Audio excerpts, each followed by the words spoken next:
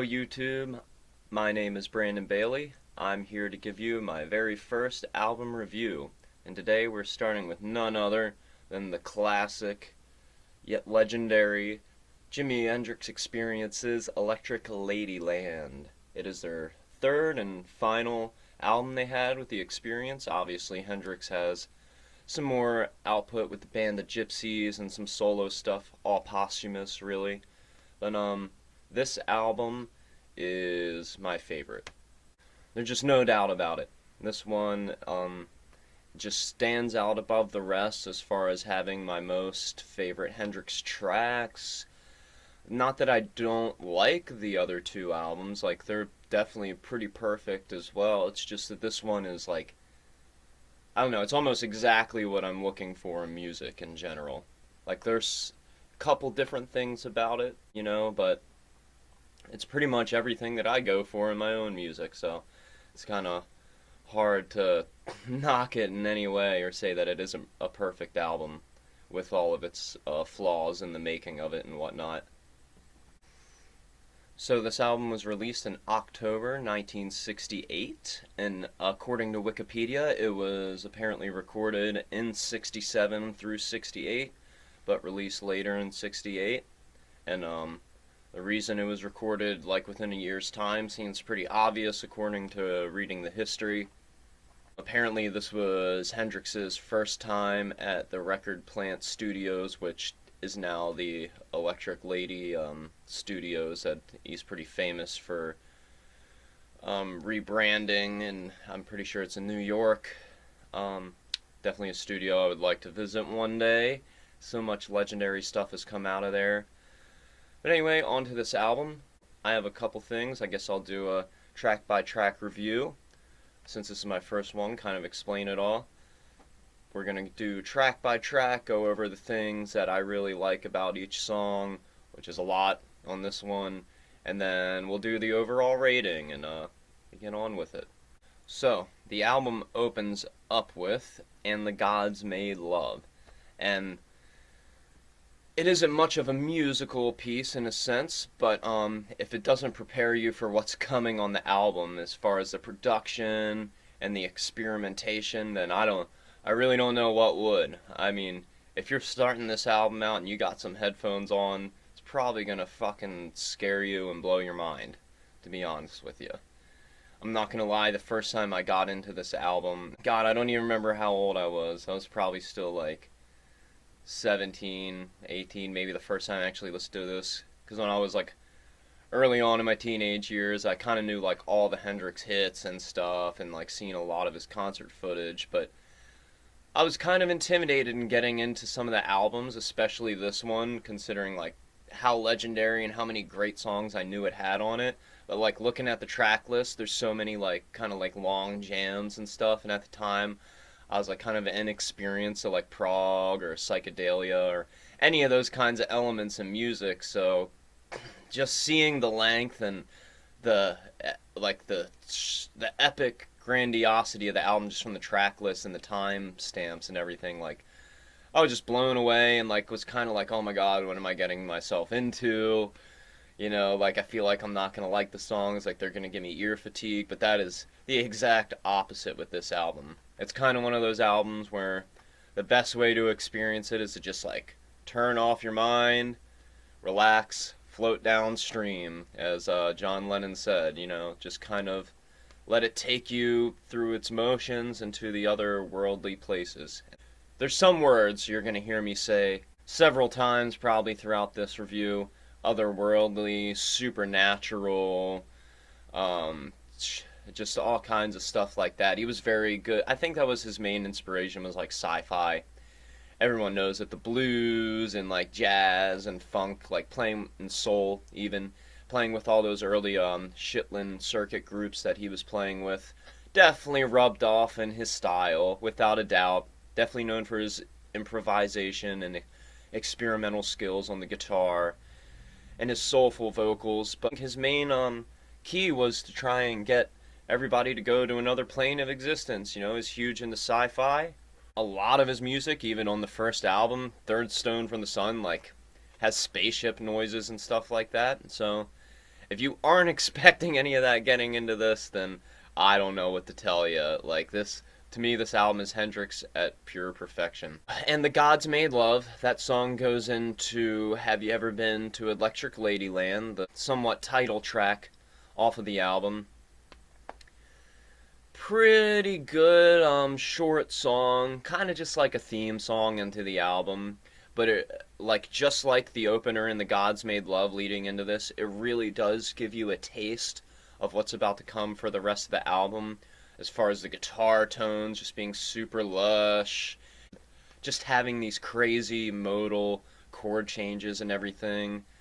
And then according to Wikipedia, he did all the backing vocals to the song and all the vocals and everything, which before looking it up and researching the liner notes to this song, I had no idea. I thought most of the tracks on this were all Mitch and Noel singing on at least all the backing vocals, but apparently they were only on a few.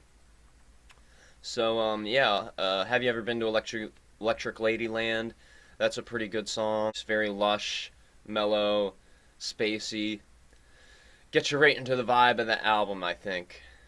Leading into Crosstown Traffic. And to me, all the songs on this album, they're not like meant to seg into each other, but the way that they do, like when they come up one after another, is pretty awesome. It just, every song is a change in emotion and feel, and sometimes that works. Get into that at the end of this review, but the way Crosstown Traffic comes in, it just comes straight in with that da da da da da da da da da da. It just fucking smacks you in the face.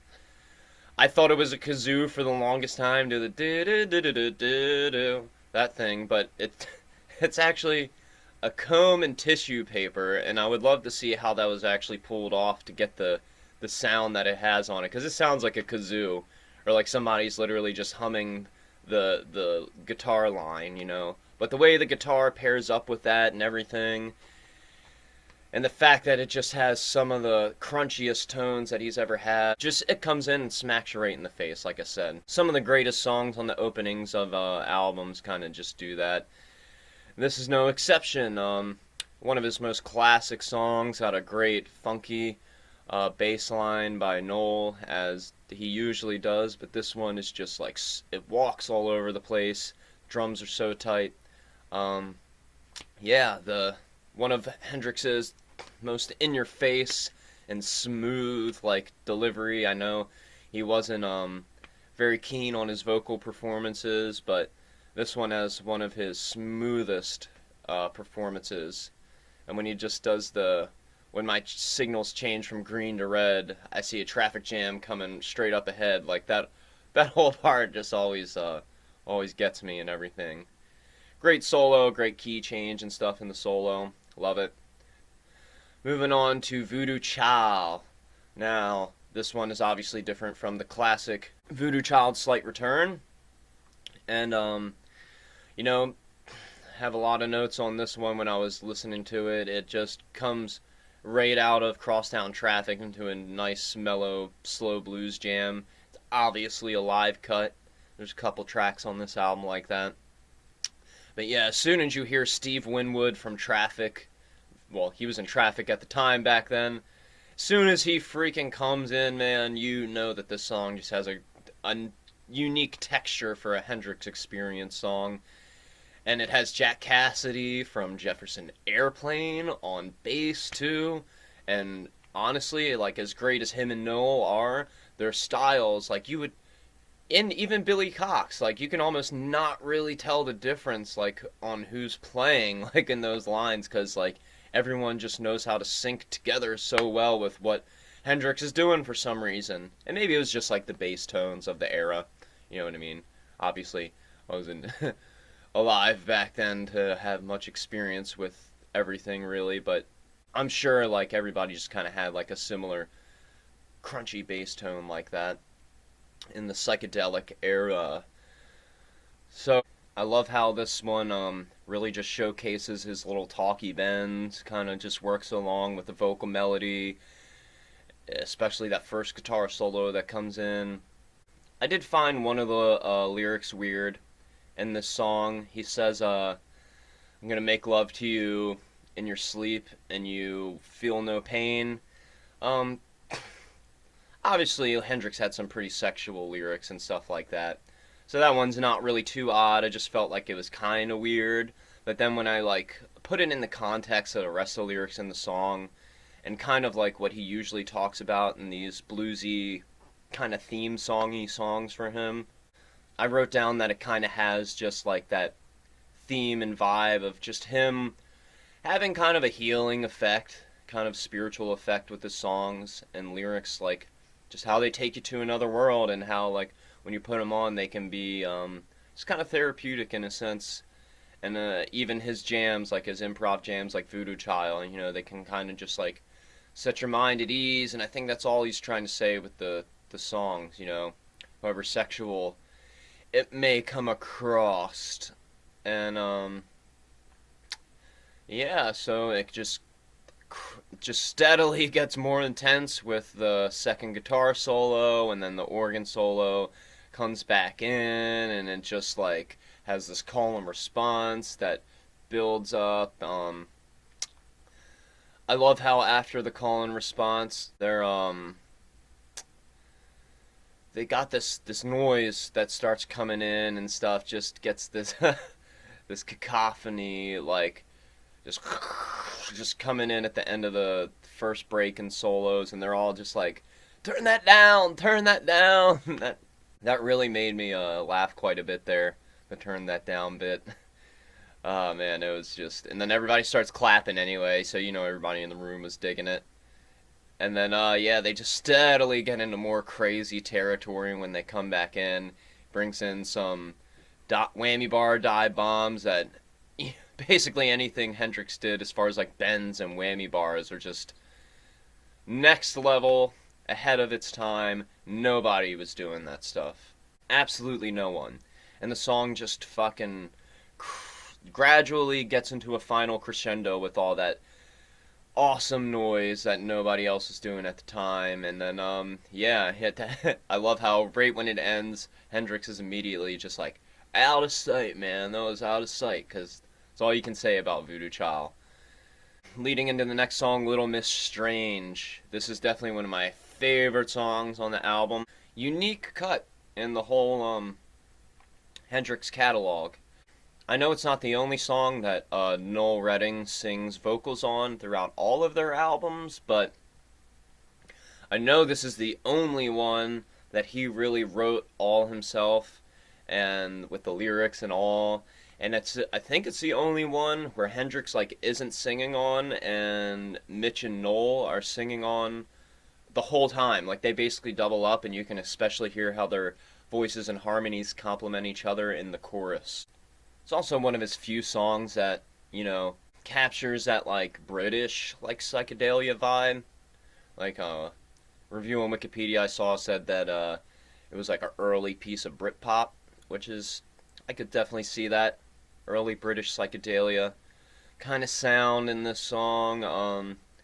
There's like most of the solos on this album, he was just ahead of his time with the twin guitar work, stuff that you can kind of find on Cream's stuff. There's some Beatles solos that have like some twin work like that, but God, the way Hendrix was doing it was just so ahead of its time. Before Mountain really was doing it like that, before Judas Priest got into it. So many bands, of the 70s that are so notable for doing it. Just adding the twin guitar, and then obviously like Iron Maiden and Judas Priest, Thin Lizzy. A lot of those bands that were proto-metal bands, new wave of British heavy metal bands, totally took what he was doing on this album to the next level as far as heaviness and stuff, but all of the melody and the harmony is there with what he's doing. Love the opening solo on this song so much. Then it kind of goes into the next song, Long Hot Summer. It's a nice groovy mid-tempo song. I love all the chord modulations throughout it. The backing vocals are really funky on this one. Kind of reminds me of some like late Motown stuff, like late 60s Temptations albums. Guitar solo that kicks in after he says the telephone keeps on screaming always, kind of gets me going. All the overdubs throughout the song are nuts. He kind of just has a lot of lead interplay in this one, and it just wails, just rips. I don't know if he was playing it at the same time as he was singing, but I imagine he did, playing it live and stuff like he does a lot of his songs. And just the way that he could sing and play leads as if he was talking and stuff with the guitar. Oh my god. Out of this world, not many people could do stuff like that, and have been able to since. He does this tremolo picking bit at the end of the song, which is more like ahead of its time stuff. He's just speed picking out the ass, man, and it just flutters away to the end of the song, kind of like more spaceshipy noises. And then it goes into Come On, Let the Good Times Roll, which is a cover song, actually, from him. And one of the few ones that he does that actually, is a legit cover that's featured on a studio album. I think his version of this is the best. I think it's a song that quite a few people back then covered a bit.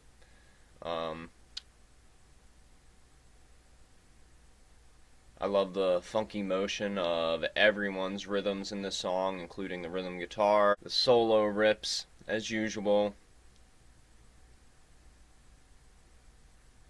And it definitely just gives you that good time feel with the album. It just kind of makes you feel at ease, just like a lot of his other songs. You put it on, just time to relax and let the good times roll. The next song, definitely one of my favorite songs on the album again. One of my favorite Hendrix songs, period. One of the songs for me that just kind of works as a theme song for him. It's Gypsy Eyes. I love the way that it opens with the on the drums there, and then just immediately comes in with one of Hendrix's signature opening riffs, that and this whole song just has so many freaking guitar overdubs, just ridiculous. From the point the song comes in, it's just going back and forth with the guitar tracks. It's absolutely amazing. From experience of playing guitar, definitely one of his hardest songs to master. If you're playing it all by yourself, this song is hard. So much crossfading during the main guitar solo. That's some of my favorite licks. Just love the way that the guitar is kind of doing a dual solo, even though it's just Hendrix playing against himself. I love doing that stuff personally, and this song's a huge influence in that sense. Then we got probably the most beautiful Hendrix song. Kind of maybe an argument with Little Wing, but definitely for me one of his most beautiful songs. Definitely the most beautiful song on this album, Burning of the Midnight Lamp. Just straight up opens with one of the most memorable and classic, ahead of its time wah pedal guitar riffs. Just that wow wow wow wow wow wow wow, like that. Oh my god. There's a reason that Hendrix has a signature guitar pedal because of that wah tone. I've played it in the Guitar Center from experience, and it really does just give you the signature Burning of the Midnight Lamp tone. And oh my god, just incredible. The first time I heard this song in his greatest hits album, it was immediately a favorite of mine amongst the hits. The way the harpsichord comes in and the lyrics and all that stuff, just otherworldly once again. Puts you in a different place. The choir background vocals he has in this song are super duper rare for anything that he did, but like I said, just once again gives you that otherworldly feel, makes you feel like you're ascending or something like that. It's just a beautiful freaking song, and I think it's about just getting stoned or something like that. Can't really tell. Maybe it has some more mythological representation to it. It's a thing with Hendrix's lyrics. They're kind of just open for interpretation. I'm sure they had some real inside humor, maybe some relation to what was going on in his life at the time, and just trying to capture the element of psychedelia and those sort of things. So, yeah, that's definitely one of my favorite songs ever. It's just Very beautiful psychedelic track. The solo has one of his classic key change solos, just segs right back in. I love how every part of this song kind of ends with a wah, wah, wah, wah, wah, wah, wah, like those like spaceshipy wah sounds. He's just fluttering super duper hard on the wah pedal. Now, the last part of this album, definitely am moving on to like some of my favorite tracks of all time here for like any artist. And this section in particular, starting with Rainy Day, Dream Away. This one, obviously, when it cuts in, it's a live track, just like Voodoo Child. It's the only song to not feature Mitch Mitchell on drums. It's got Buddy Miles on drums. And just absolutely insane improv jam. From what I understand, this was done when they just got together in the studio on random and just decided to rip out a long, extensive, funky, jazzy, fusiony blues jam. His guitar leads on this are so slinky, and they really talk to you in the way that Hendrix guitar is famous for doing. He could really make it talk. And it's just some of his best playing. I love how towards the end, before the solo call and response thing kind of starts, and it goes back into the more soulful, funky verse of this song towards the end. It sounds like he's somebody in the studio behind a mic is just taking a drag of something. I don't know if he smoked a cigarette or a joint or something, but he just does like a really big long before they all start soloing, and it's just great. Totally captures the vibe of this. I love little stuff like that. The organ again, it's a nice touch in this song. I love how it starts getting into that da da da da da da da da, and then it gets to the like leading to the end of the song for them little stop parts. The bum bum bum. He just has these great call and response things with that riff, and just coming in with them talking wah leads that are cross-fading against your speakers. From this point on in the album, really is nice to listen to in nice stereo or headphones, because every song is just going to be blowing your mind with the production. The song ends with, after that bridge and everything towards the end, just opening with my favorite lick on the whole album. May not be my favorite song, but this and the jam that comes after it ends with this lick, and then it opens with this lick again, just that wow, wow, wow. It like, oh my god, it just sounds like he's like yelling at you with the guitar or something. You know, he's just telling the rain to stop and stuff. Like, God only knows like how he came up with some of these licks, man. They're just right in the right spots. Love how this fades into my favorite Hendrix song of all time, the next track. Definitely one of my favorite proggy songs, just like, oh my god, so ahead of his time, and I'm glad that Hendrix really wanted to hork this in. I know some people were like against him or something for putting this on the album because of its length. I think some people like dropped out of the sessions or something. It's famous that Noel Redding and Chaz Chandler walked out during this album. They said that the sessions were becoming more like a party, which is not, it doesn't seem unusual for Hendrix's behavior. Especially during the making of this album, it just seems like it was a fun album to make, and he was really just trying to experiment and do something different than his previous efforts. It's sad that didn't get to go on much longer with the guys after this, but nonetheless, 1983, A Merman, I Should Turn to Be, just, oh my god, one of the greatest like post-apocalyptic songs. If there's one fate that we're gonna succumb to eventually here on planet Earth, whether humanity's still alive, it's gonna be the fact that the planet will be underwater one day. I mean, the poles change, the tectonic plates shift, the ice caps melt, all those things. It just happens, you know, and the water level's gonna rise and new land's gonna appear and stuff like that. And whether he was talking about another world, about this world, whatever the significance of 1983, maybe because it's before 1984, that book by George Orwell. I don't really know what he means by some of the literalness of this song, but god damn if it doesn't like put you in that world. It puts me further than 1983. Obviously 1983 is a year that passed. None of this happened. Kind of more so makes me feel like I'm in that late Philip J. Fry episode of Futurama, and I'm like in the year 1.5 million, and like there's just the whole world's covered with water, and it's just nowhere to go. I can't imagine humanity would still be alive. So, I mean, all the lines he makes in this song, like what the otters thought, and oh my god, it's just absolutely incredible. The lyrics and the the musical like painting of this song, like in your mind, just gets it so perfectly. The chord changes are so nice. They have so many modulations, some of which are like not really used by him too often. And there's like echo trailing off of each verse that just kind of makes you sink into a very deep psychedelic state. Never listened to this album under the influence of psychedelics, but I can only imagine. Especially at the time that this came out.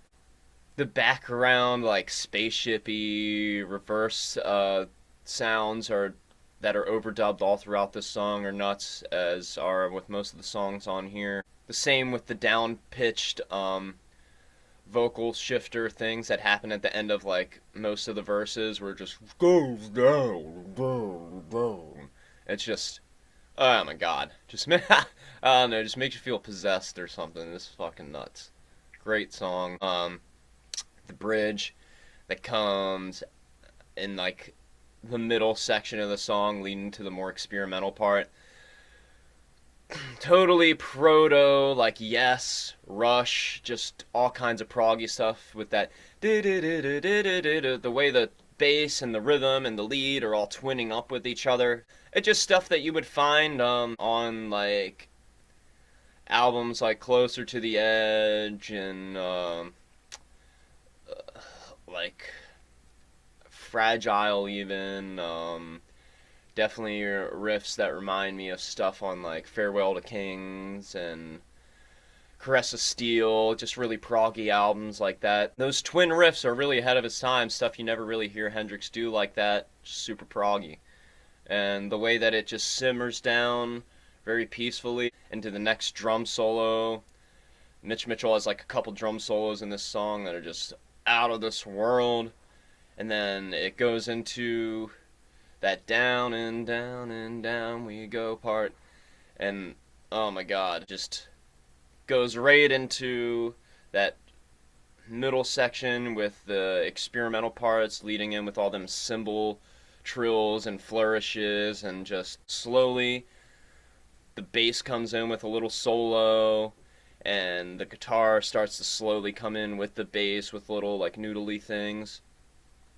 And it really, at that point in the song, makes you feel like you're under the water. You're either under the water or you're stranded far out in the middle of the ocean, and that's what all them bells and stuff kind of remind me of. And it just makes you feel that sense of despair, and like you're just yearning to get back to, civilization or something like that. And that's where he comes in with that, what the artist thought. And that part is just fucking, so powerful when it comes back in, and just kind of resolves in a hopefulness, like you found life again, or some sort of life, alien life, whatever it is, aquatic life.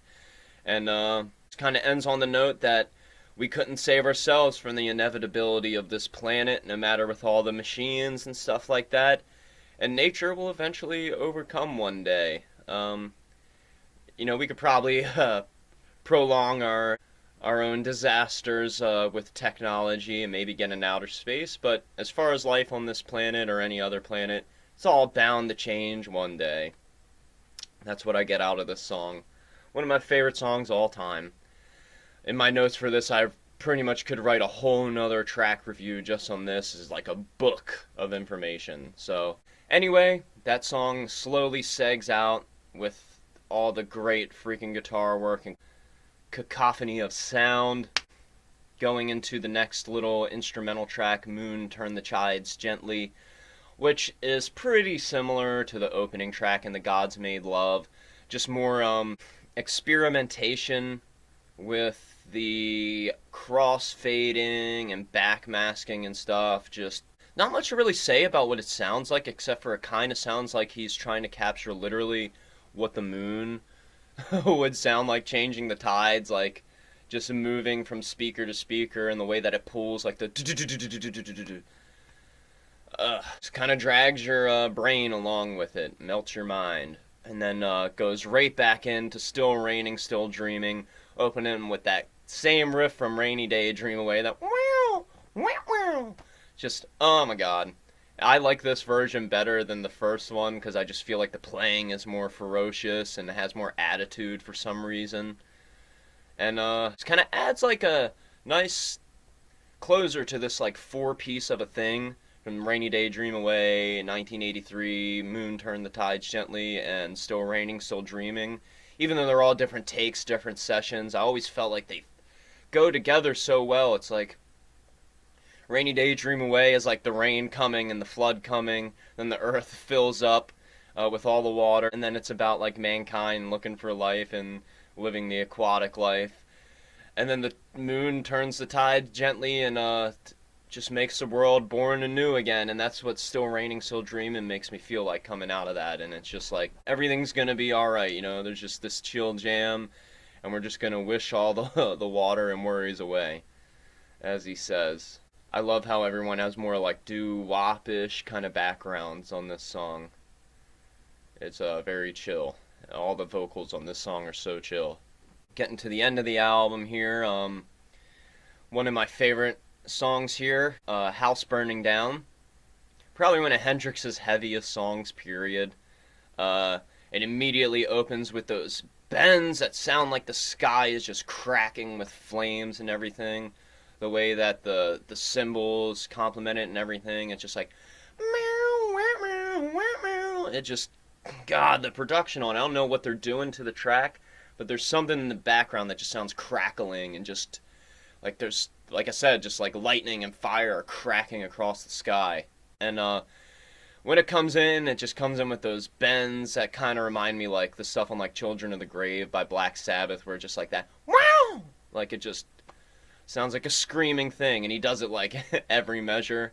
And the lyrics of this song, oh my god, it's some of his like heaviest and most ferocious, has the most attitude and soul that he has, with the look at the sky, turn a hellfire red, someone's house is burning down, down, down, down. That whole part, so much attitude in it. Probably some of his best vocal range, period, in this song too. He hits that high note. Oh my god, so great. God, what else to say about this song? The solo dub interplay, like throughout it, is great. Some of the best on this album. It's very funky, but also heavy and urgent, and it captures the tones of racism that he was trying to get at the time. I feel like the song is about like Martin Luther King's house burning down. I'm not sure if that lines up in the timeline there and whatnot, but either way, people's houses were getting burned down at the time, and I think this really captures the vibe of that, all the unnecessary racism and people committing arson because they thought that was gonna stop something there, like bunch of fools, man. And Hendrix hopefully turned some heads by getting a lot of his fans, which I think were a white audience really at first, like to be like, oh wow, like there's kind of some extremist bigots out there that we could put a stop to. And songs like this really are a good way, especially before like social media, to just call out everybody who's a hypocrite and everybody who's just in the wrong. And then once again, the outro solo in that song kicks in again, and it just sounds like more flames ripping across the sky and just cracking, like wood cracking and just buildings collapsing. It's a crazy song. Don't want to say it's like apocalyptic or anything, but you could see it in that way. I could see that.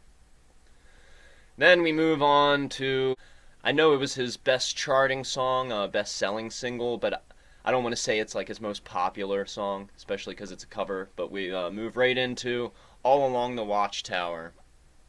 And this song features some auxiliary percussion from none other than Brian Jones from the Rolling Stones, who didn't live much longer after this album either, unfortunately. And he was moving into more like session work and stuff like that towards the end. Kind of makes sense that he would be a guest on here, but just probably surprising to those who didn't know that he was on such a notable Hendrix track, doing all that classic percussion. You hear him as soon as the freaking song kicks in. And it kicks in with that awesome acoustic guitar. Da-na-na-na-na-na.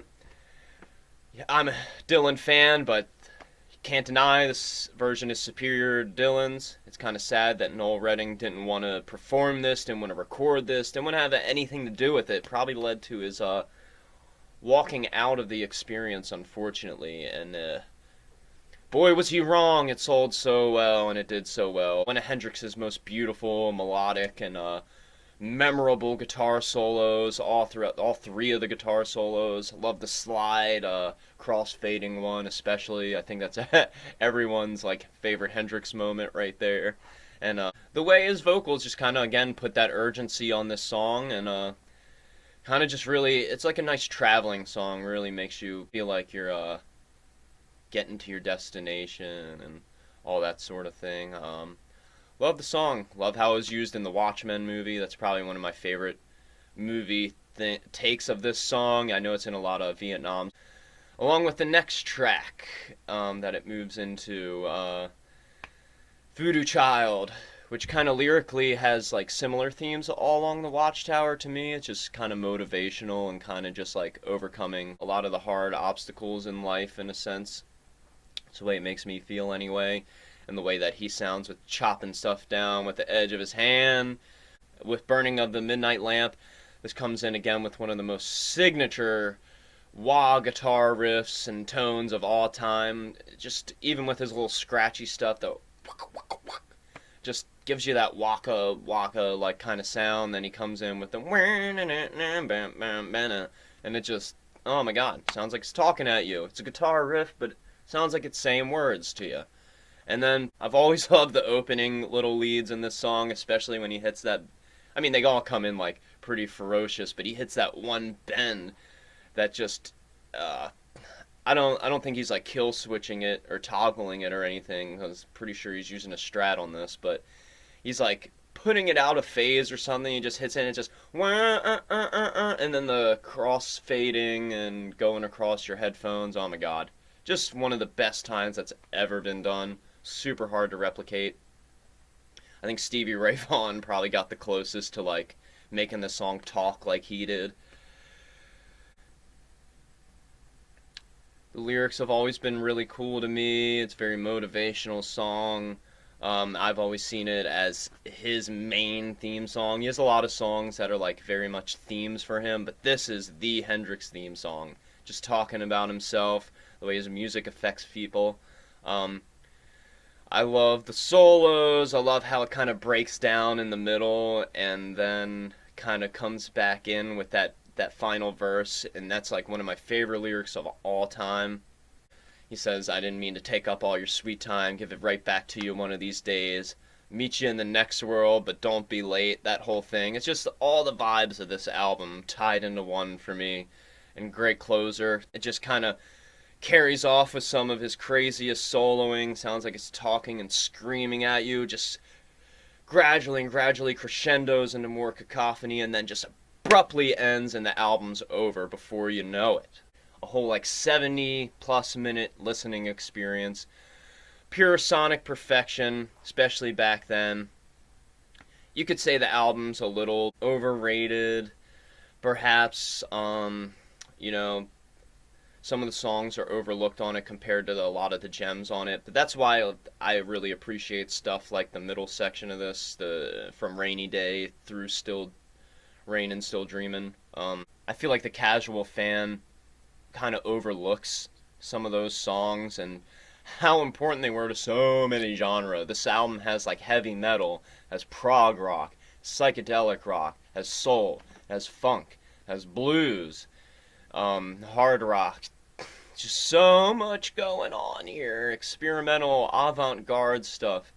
Unreal that Hendrix was capable of doing all of this almost by himself as far as the production, because everyone kind of ditched him in the middle of this and he had to put together so many different lineups and groups to get this to happen.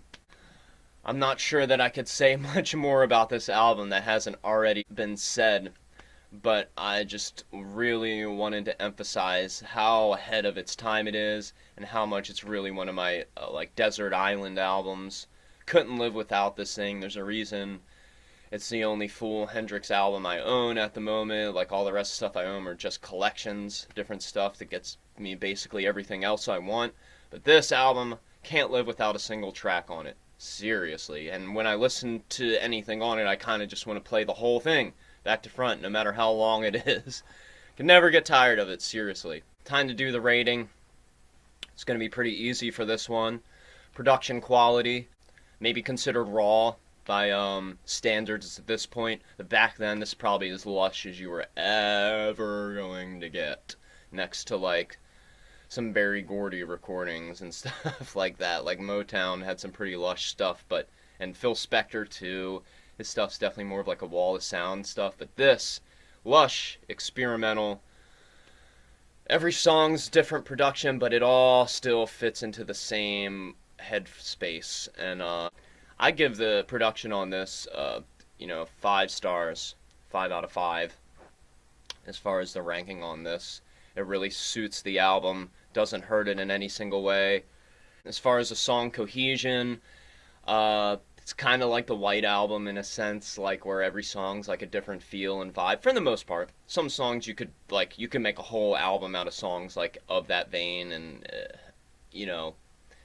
different parts of the album seem like they're meant to be together even though they're different sessions, but I don't think that hurts this output in any way, shape, or form. If anything, makes it more interesting than his previous 2 Experience albums, just because mainly Axis Bold as Love and Are You Experience, as much as they do have a lot of different interesting stuff on them, I just feel like they kind of have a similar tone throughout. They're not necessarily all a one-trick pony, but for the most part, like 75% of those albums are for me, and this album to me is just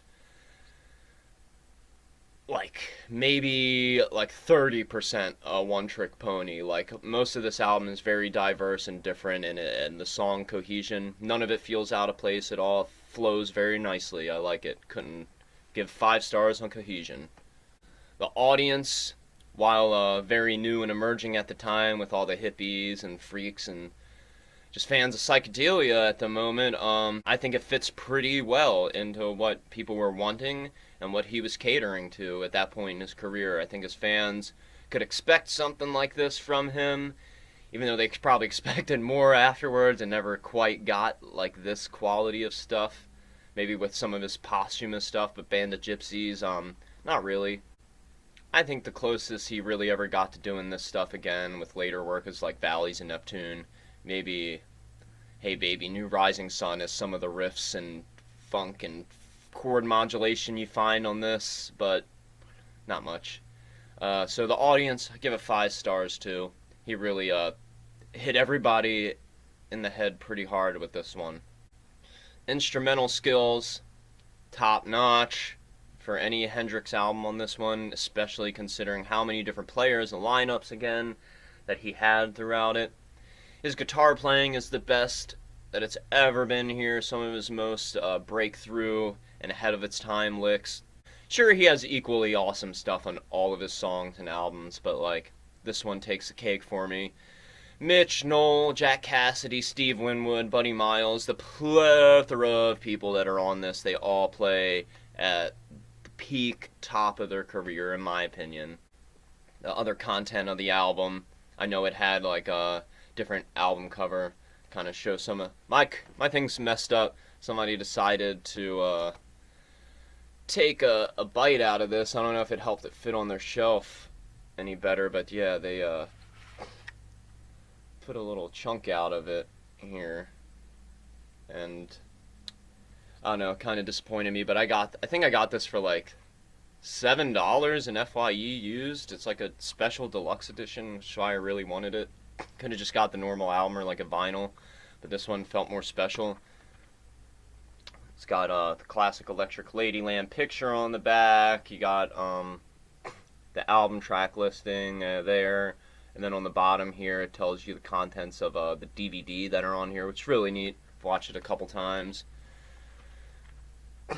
I don't know if I prefer this album cover, the one with all the nude chicks on it. I feel like that equally captured the vibe. This kind of gives me like a really Andy Warhol kind of vibe, though. Like I could picture this in that multiple image thing. Just the color vibe of it. It's apparently a blurry live shot. And apparently he wasn't like too thrilled about either of the covers at first. The nude one, he said, was pretty offensive, but he still dug it. And then by the time they shipped it out, they just couldn't do it. And then they put this one up really without much of his opinion either. But I still like it. I think it captures the vibe, you know what I mean? Inside here,